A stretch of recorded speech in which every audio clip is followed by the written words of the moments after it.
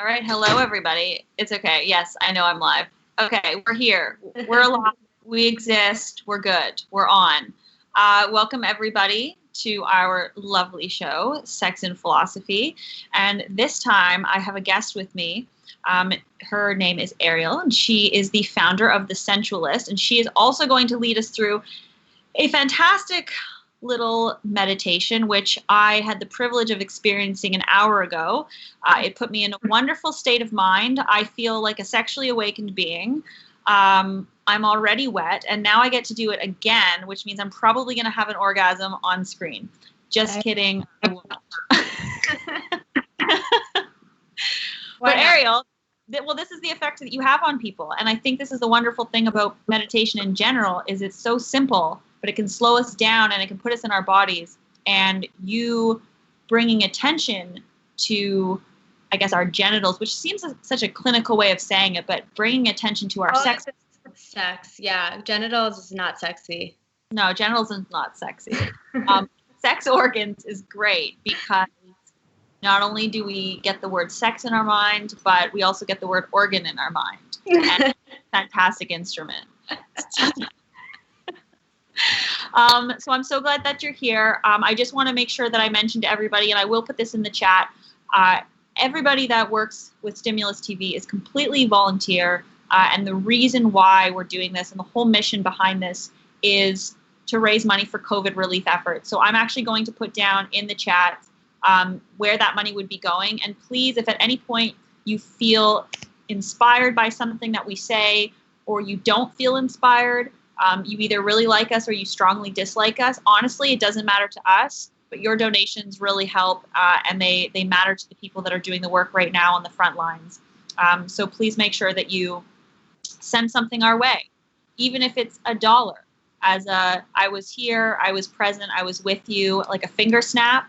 That's great. If you want to throw in $5, well, you're not spending it on coffee anyway, and it definitely goes to good use. So what do you have to spend your money on? I don't know. You're here. How about this right now? That's my spiel. I'll do it again. But for now, I'm going to let Arielle take it away. I would love if you could introduce yourself super quick, and then you could hypnotize us. Hi, guys. I'm Arielle. Like Nicolle said, founder of the Sensualist, which is an online store and content platform focused on sensuality. Broadly speaking, the way that all 5 senses interact in order to arouse you. So we'll get more into that, but let's just take a moment to arrive energetically together so that we can all be on the same wavelength, open and honest and true to ourselves.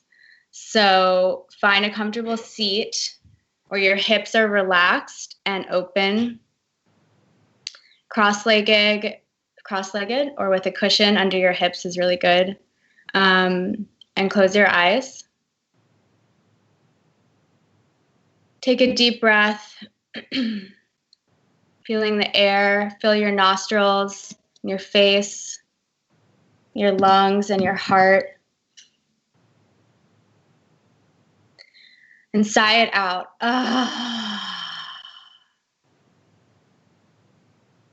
Again, let's take a deep breath. And sigh it out super loud.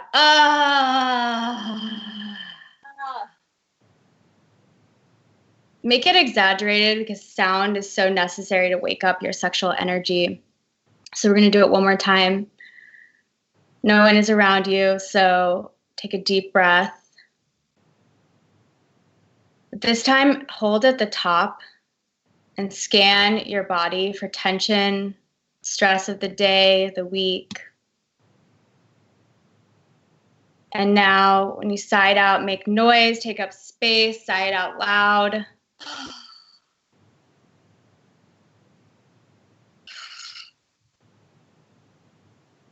Okay, you can return to normal breathing, and I want you to become aware of your seat.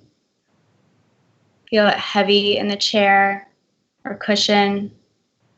Feel it anchoring you down to the earth, keeping you strong and rooted. And now move into bringing some awareness to your sex organs. See if you can connect with them. See if you can feel anything at all. In this current situation, you may not have spent much time connecting with this part of yourself.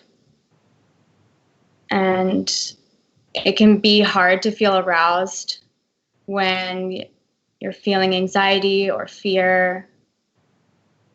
That's okay. We're all feeling that to some degree. And it's okay to feel a little disconnected. But take this moment to breathe into your sex. And send all of your breath to the pubic area, breathing deeply and fully.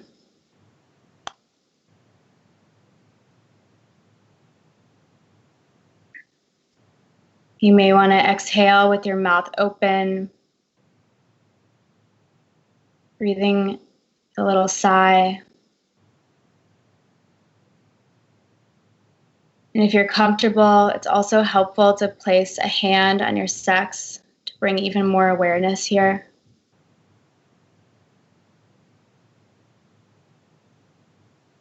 Sexual energy is our natural human instinct. It's creativity and pleasure and how we relate to one another as humans. And it requires that we are in our bodies and not in our heads. In our bodies, there's wisdom. There's deep wisdom, and it's not clouded by what people around us think or tell us. It holds our deepest truth. Continue to breathe into this space, sexual, energetic space.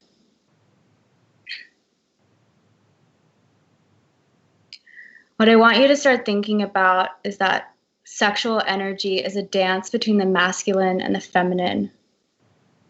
And we all have this, both of these, to a varying degree.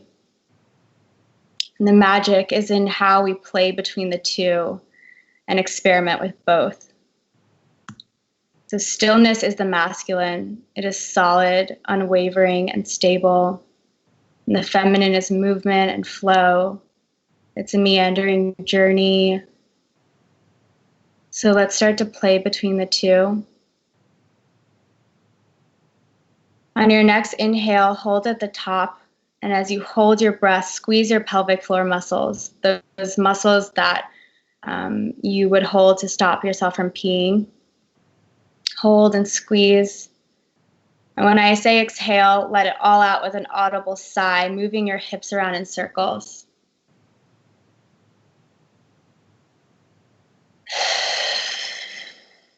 Roll out your neck. Feel your body and caress your neck, your face. Touch yourself. Let's do that again. Inhale. Come into stillness. And squeeze your pelvic floor. Squeeze, squeeze, squeeze. Hold. And when you exhale, sigh it all out. Move your hips. Move your neck. Touch yourself.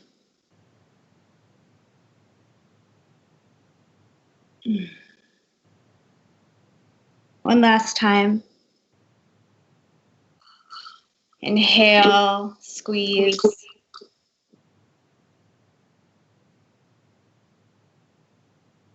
And exhale.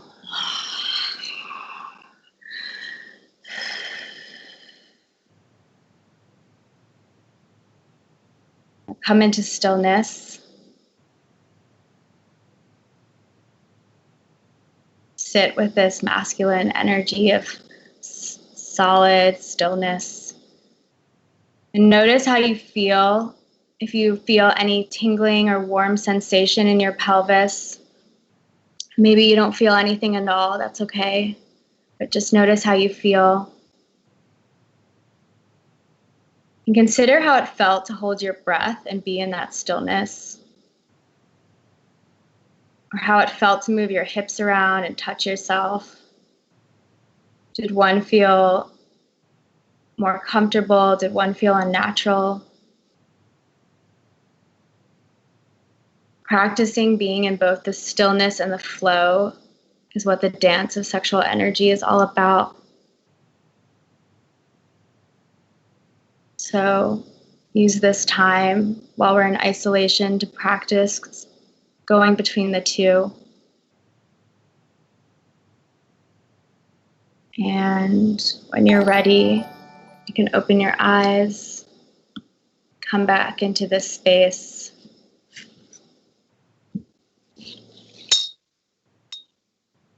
Hi, guys. Thank you so much for doing that with me. Oh, Make sure everyone. Do that. Made a few wonderful below the donation. It's a little hard to hear you. I don't know if other people are experiencing that, but I think that's good if you're just super close. I'll get super close with you, so it's not weird. You. I am echoing. Okay. How's that? That's better. I feel better now. Cool. I feel better now. We are not socially distancing by technology standards.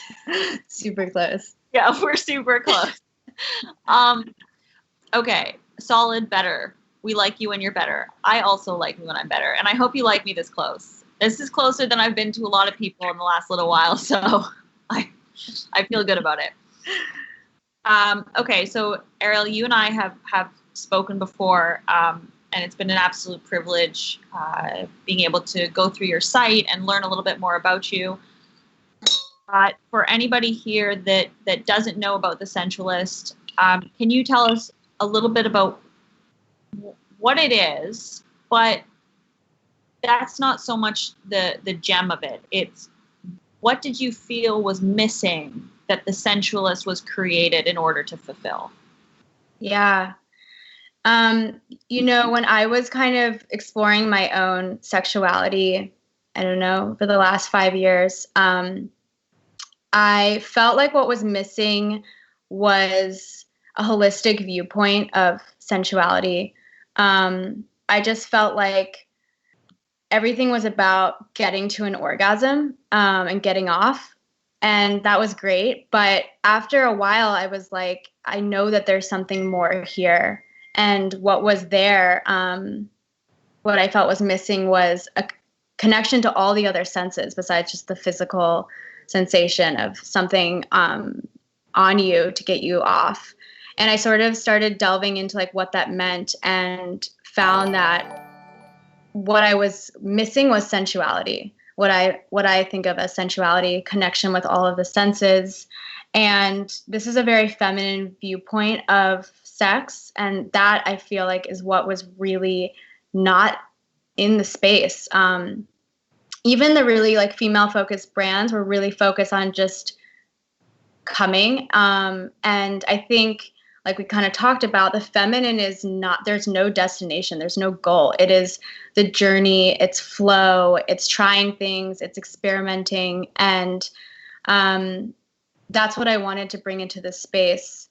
And as I started building out what that meant, I knew it needed to be a store that offered all of the tools to help you connect with your sensuality. But I also wanted it to be a celebration of the feminine, men and women who are celebrating that. So we've worked with a lot of amazing photographers and writers who are just showing up really vulnerably and are like, here's my art.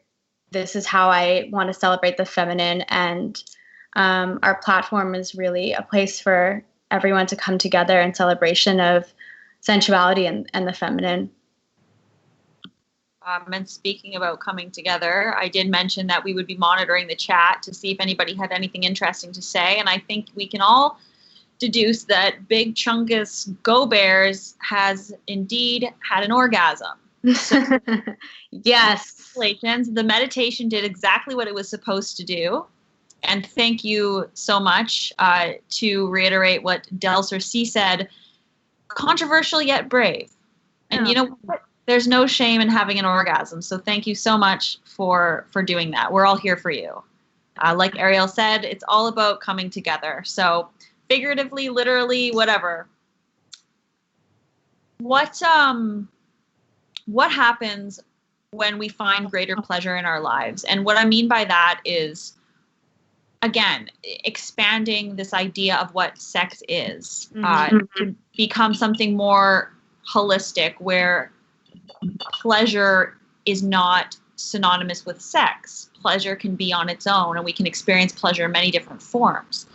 So obviously we're in a really unique situation right now. We are in the midst of a global pandemic. I don't need to remind anyone that we are all in isolation.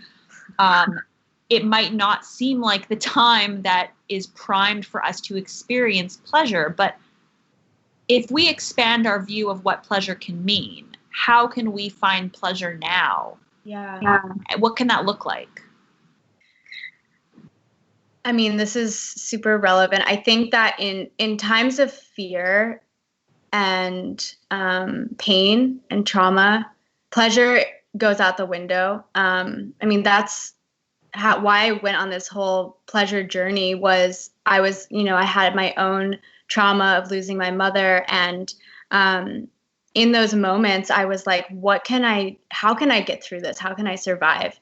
And the way that I survived was that I would take one thing per day that I could look forward to that would bring me pleasure. And those things were simple. It was like going to an art museum and spending hours just looking at art with no goal, no time limit, just literally looking, putting my phone away. Sometimes I would make myself a super elaborate meal. And I started self-pleasuring, which felt super scary in such a traumatic time in my life. And it was definitely a journey. But what came out on the other side was a love of life and joy, and being able to find pleasure in the simple, mundane things of life is what got me through the worst experience of my life. And what happened on the other side was I became this fully embodied, happy, joyful, colorful woman that I never was, even when my mom was alive. And I needed to go through this really dark time in order to come out the other side and be a shinier version of myself than I had ever been. And I really feel like that is what this time provides us. It's not easy.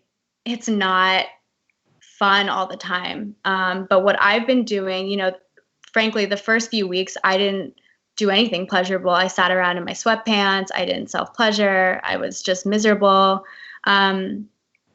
And I just broken up with my boyfriend right before we came in. So I was like, miserable basically. And I forced myself to just dress in clothes that made me feel beautiful, to create rituals. So I try and do a 30-minute ritual every day around pleasure.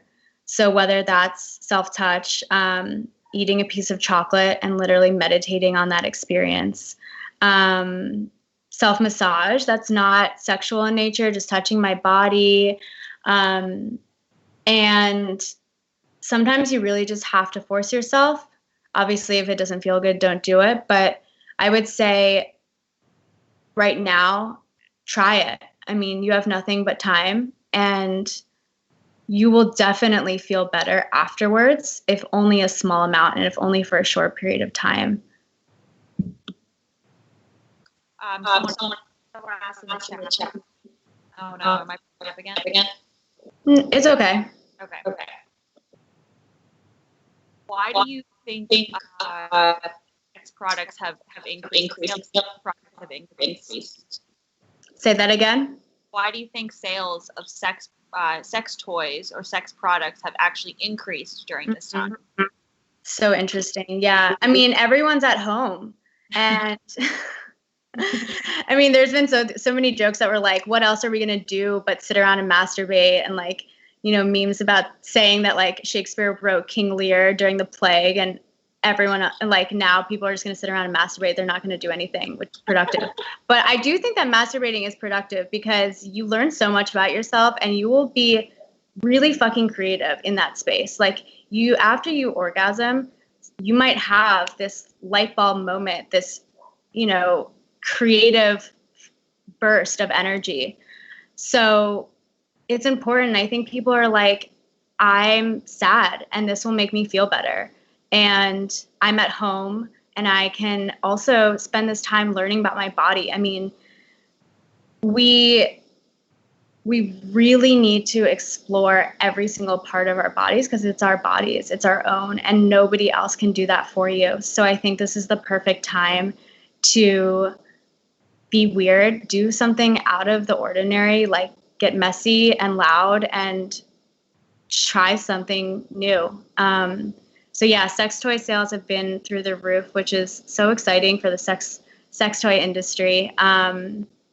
But yeah, I've certainly indulged myself. I ordered like a box of, I think, 12 new sex toys to test, see if we want to bring them to the site. And there are some definite winners. So yeah, just like experiment and try, be weird. Like you have nothing but time right now.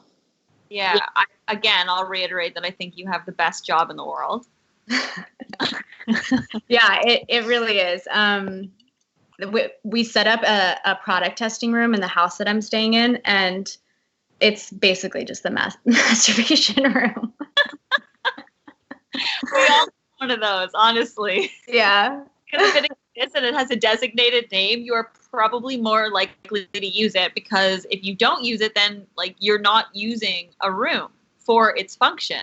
I know. Well, it's a waste. Make it a tax write-off. This is part of my business. Masturbating in the room.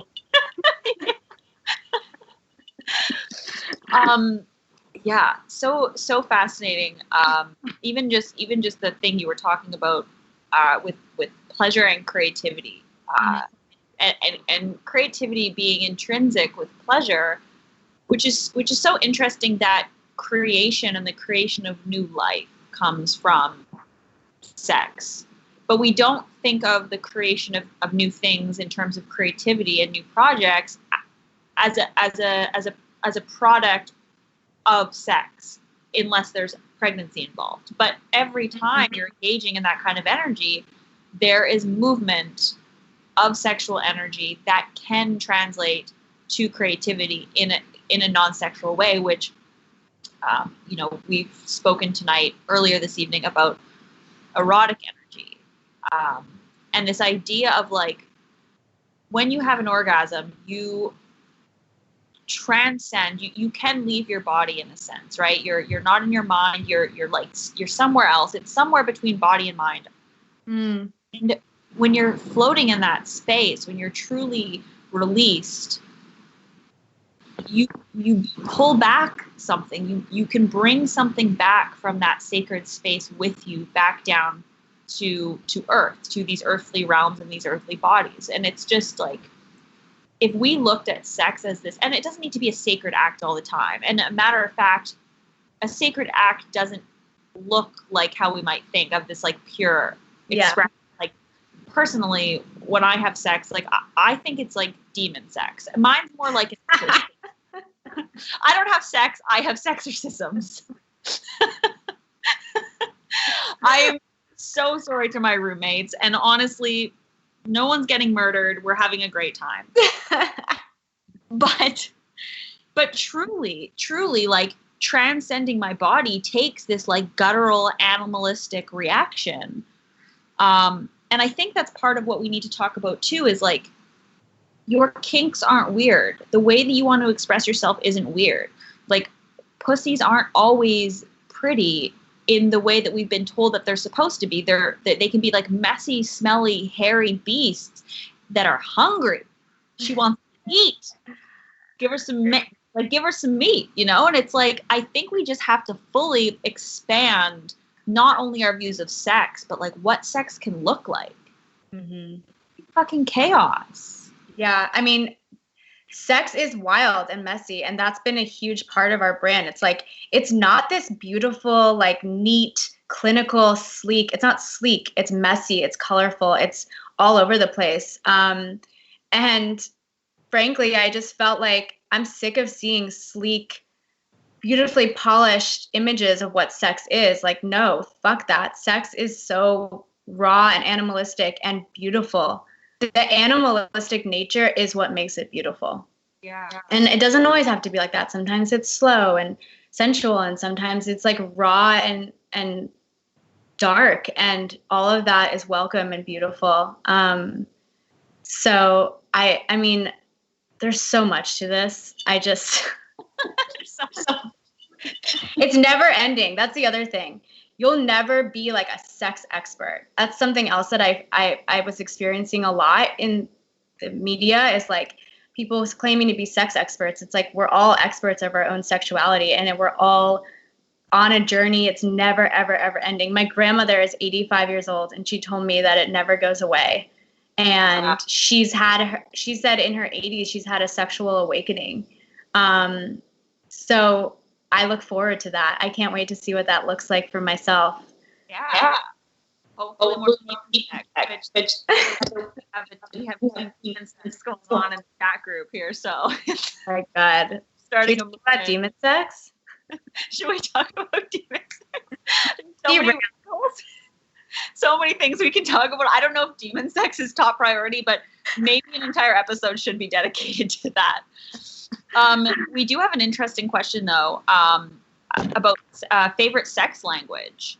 So, I mean, that can be interpreted in so many different ways. But if I'm to make it relative or relevant to quarantine and to the situations that we're in, we also know that along with sex toy sales going up and domestic violence going up, which is not sexy, so we're not going to talk about that right now. But come on, people,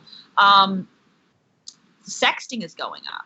Like, people are fun because we're starting to recognize the mind as an erogenous zone, because really so many other of our physical options have been reduced.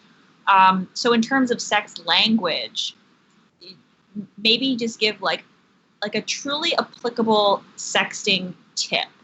Oh God. It honestly might even be a sentence. You know what? Let's sext live right now. Yeah.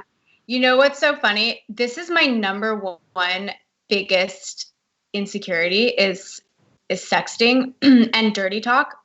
And I've been practicing it. And I ask my girlfriends what kind of things they say. I think my biggest tip is like, take a breath and don't just like rush something out. Cause sometimes like they're texting furiously and you're like, I have to say something. And you're always trying to one up each other, you know, like take it to the next level, take it to the next level. Usually I talk about like what's going on in my own body, like how I'm feeling. How are you feeling in your pussy? What's happening there? Don't just say like, I'm getting wet. Okay, why are you getting wet? It's getting warm. It's tingling. I'm on the brink of like exploding. It feels like champagne bubbles in my pussy. I mean, seriously, some of these things I've said. But again, I think that it's fun to be silly and weird and try something. And like, if it doesn't land, it doesn't land. You move on. It's not the end of the world. But I think it's so exciting for people right now to be sexting and flexing this muscle of, instead of just doing with our hands and our mouths, thinking and practicing something more erotic of writing or speaking, sexting on the phone. I really want to get into like a phone sex line hotline thing where I call in and I experience it. Is that still a thing?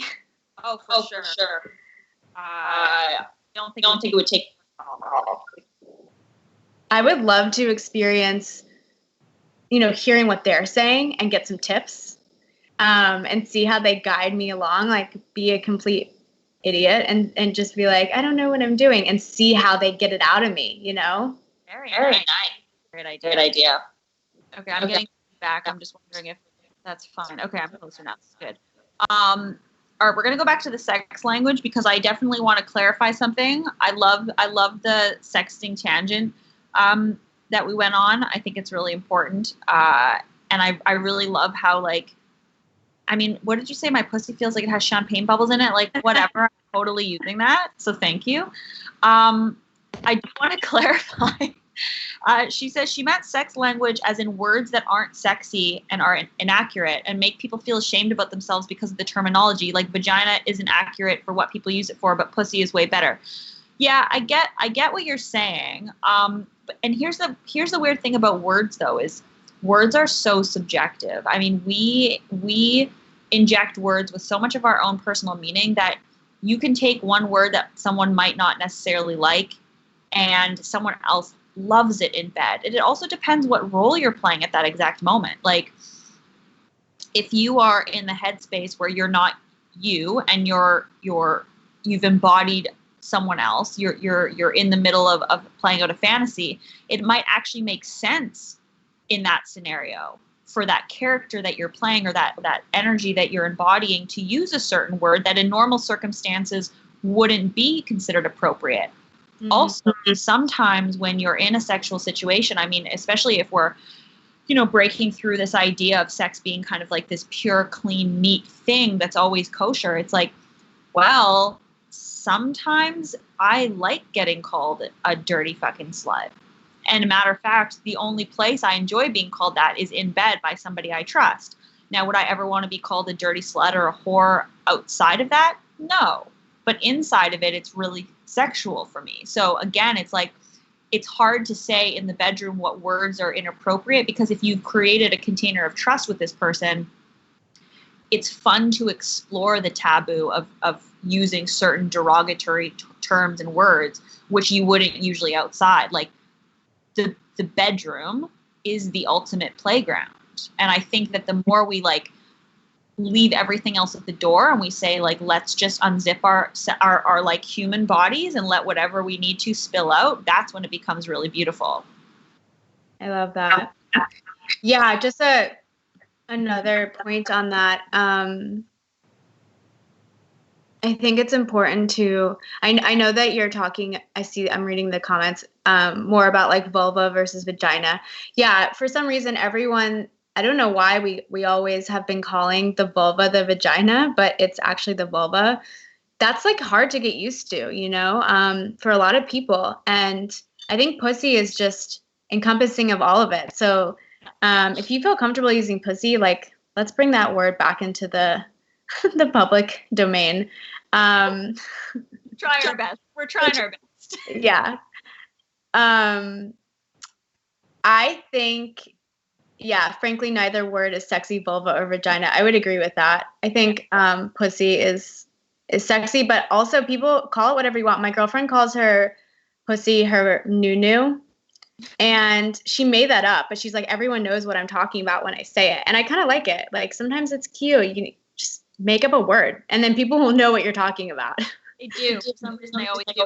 I actually recently spoke to a woman. She wrote a book about the vagina long before it was Vogue. She used to get harassed back in 1998 when this doctor wrote this book called Vagina and the Power of Feminine Energy.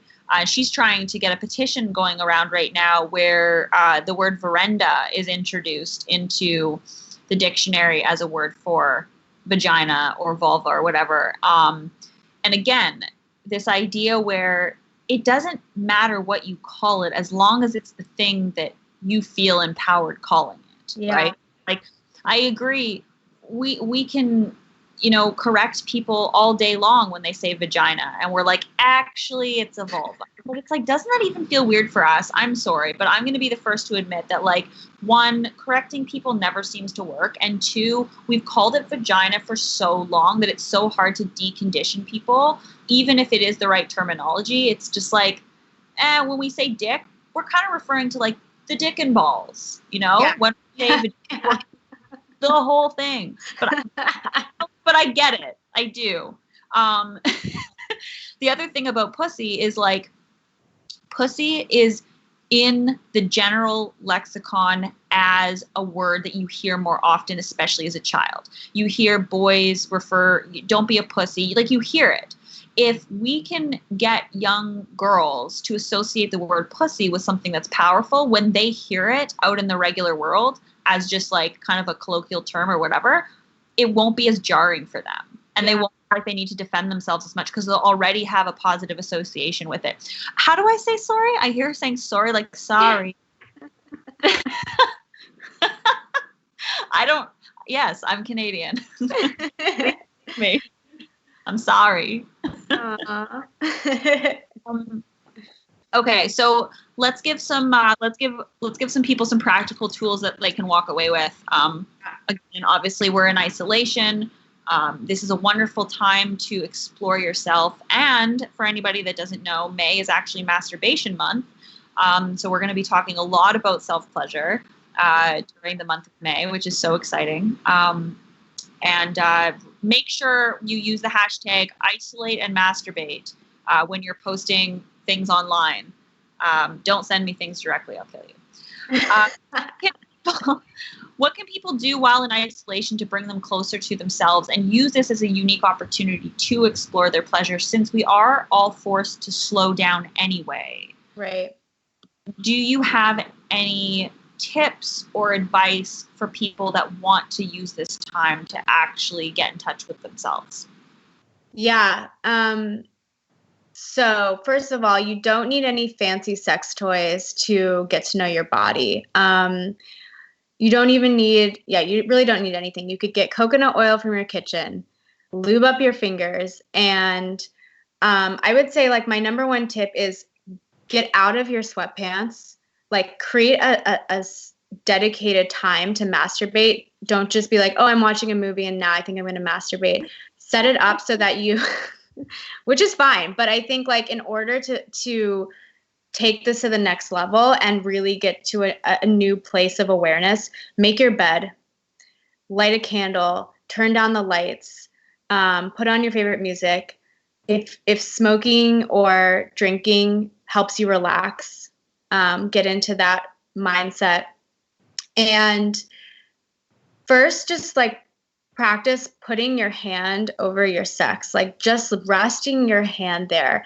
Do not rush this part. Like, I think it's so important just to sit there for a few minutes and see what comes up, because you might feel anxiety, you might feel arousal, you might feel nothing.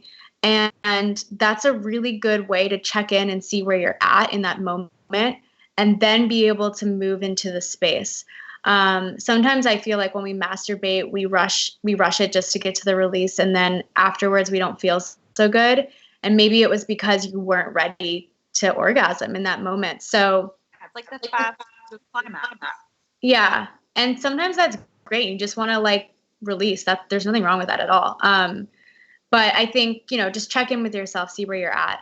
Some other good tips are, we kind of touched on it before, but find pleasure in things that are not sexual. Drinking tea or wine and like fully embracing it, making noises like, every time you sip it, to really embody what this experience is. Anything can be pleasurable if you make it so. I think some other tips are, like we talked about, practice sexting. If you don't have anyone to sext, I was gonna say call the phone line. I mean, I'm gonna do that. Yeah. Like practice with a girlfriend if you feel comfortable with that. I've been doing that with my girlfriend and it's fun. You get some tips, some things that they say, and just like it's fun, it's silly, get a little drunk maybe beforehand if you feel like it, or smoke, and just like chill out and relax into it and see what comes up. And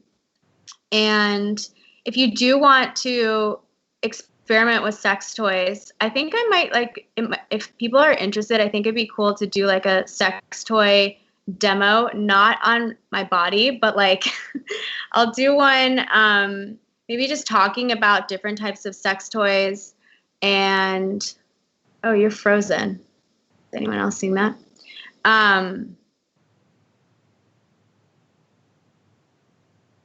maybe it's just me, so I'll keep going.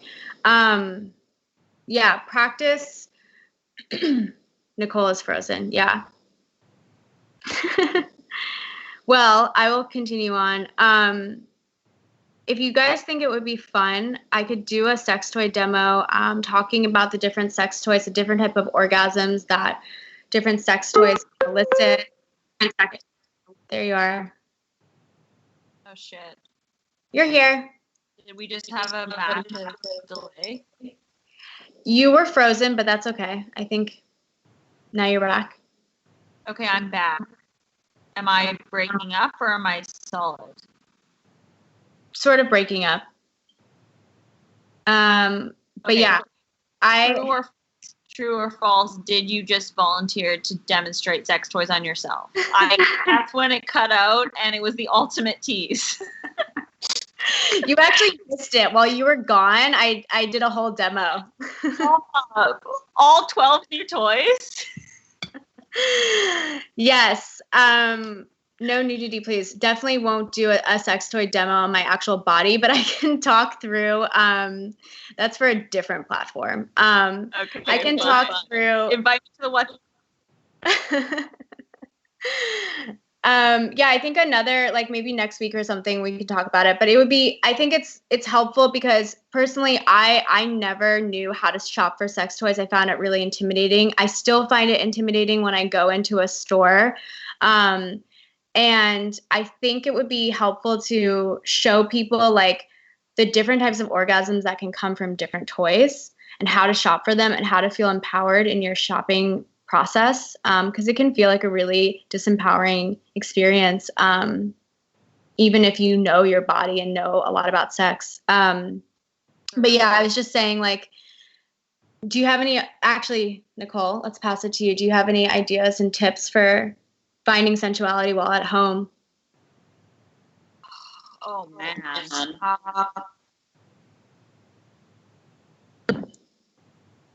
Yeah, I think it's like, again, it comes down to all the answers are within us already, and it's very rarely that you actually have to seek anything external in order to find fulfillment. I think it really is taking the time. It's like our work and our busyness expands to the time that we give it.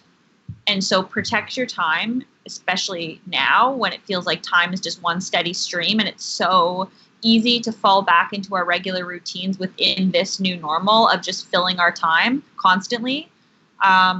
Setting aside time for yourself to find pleasure. It's like pleasure doesn't come when everything else is already done. Pleasure is something that you welcome in, and it honestly, I speaking from experience, it makes me a better person. I'm much more manageable when I've had an orgasm. You give me 2 days without an orgasm, oof. I know. Watch out. And honestly, it's like my body becomes this wilted flower, and eventually it starts to dry up and go away. And I feel less sexual the longer I go without pleasure. But the more pleasure in my life, the more everything is pleasurable, and it has a net benefit in things in my life that are not directly related to sex or sexuality. So I think it's like, remember that, like, life is truly enriched when you allow yourself to feel pleasure. And that doesn't always mean bringing yourself to climax. And some people can experience orgasms, and that's fine. But it's like releasing yourself into the journey, and just, we have this one body. This is all we have. This is our vessel. Like, honoring that is one of the best things that we can do, and slowing down and bringing attention to that in whatever way, like you said, whether that's just a massage or whether it is locking yourself in your self-proclaimed masturbation room and rotating through toys, whatever. I was going to say something on what you said, like, even if you don't orgasm, remember that orgasm is not the goal. The goal is to feel pleasure. And you can feel pleasure without orgasm. So I think it's really good that you mentioned that, like, just feeling into it. And sometimes it's not going to feel good, and that's okay. Like, obviously stop if you're like, I hate this. But if you can push past the like frustration and the anger and maybe the hurt that you're feeling or the fear, on the other side of that, something will emerge. And like you said, it will be a net benefit. I'm 100% sure of that. And using that meditation. Exactly. It is a meditation. Masturbation is meditation. I've been saying that. Oh my God. What? You've been saying that? Mm-hmm. I need to quote you. That's brilliant. Because the masturbation room, I should mention, is also my meditation room. So my crystals are there. And I'm like, well, they're one and the same. So. Damn it. Well, I'm so upset that you are not going to be part of like the front and center Isolate and Masturbate campaign, because I'm taking everyone's photo and making them into an animation with a quote, and masturbation is meditation needs to be just on billboard. Oh, I love that. Okay, well then message me. I will. You message me, Chungus. You've been incredibly entertaining during this whole chat. So, all right, we got to wrap things up. I know there's another show after us. It has been absolutely phenomenal getting to spend some time with you tonight, and thank you so much for all of your insight. You guys didn't know this, but Arielle was actually part of a talk and a video that we did the hour before our show, where she led another meditation and we did an erotic writing workshop. So yeah, we've been together for a few hours now, and I hope that we can be together in person once all this is lifted. We'll definitely have you on the show again. Thank you so much for being here, and make sure that you donate if you enjoyed this, and you also check out thesensualist.com. You grab yourself some sex toys, you name those bad boys, you use them and you enjoy them, whether or not you orgasm or not. The fact is, you took your time to honor yourself. Yes. Thank you, guys. It was so good to chat with you. Good to chat. Love you, babe. Love you, everyone.